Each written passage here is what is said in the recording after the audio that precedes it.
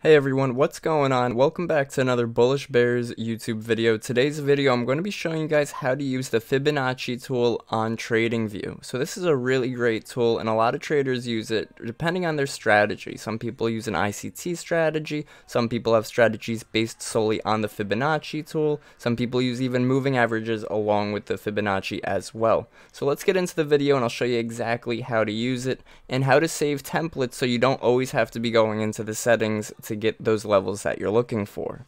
So the first thing we're going to do is we're going to come to the left bar over here. This is where our tool selection is. We're going to come down 3 down to the Fib retracement. That will also be the Fibonacci area. So we're going to click the Fib retracement. Now for a bull trend, we want our 100 level or our 1 level to be at the top. So we're going to click that right there, and our 0 level to be at the bottom of the trend. So now what we see is we get our level 0 through 100, which would be the 0 level, 23, 38, 50, 61, and 78.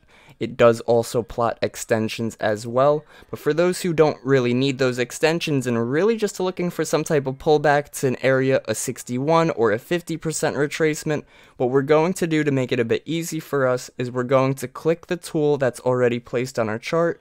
We're going to come over here to settings, and we're going to just click off any levels that we might not need. So we'll get rid of the 0, the 23, the 38, we'll leave the 0.5, 0.61, and the 0.78. This is the same as the 50%, 61%, and 78%. We'll get rid of the other extra extensions as well, leaving just the 78, 61, and 50.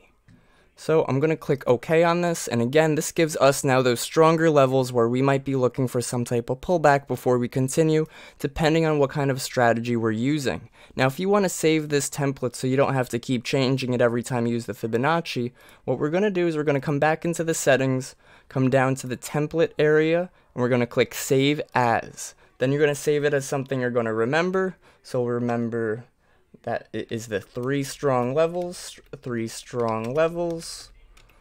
Now, whenever you want to use the Fibonacci tool and you only want these levels, you could switch it back and forth.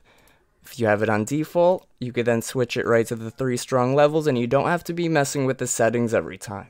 I hope this video helped you guys. Hit that like and subscribe button. I'll see you guys in the trading community. Take care, be well, and happy trading.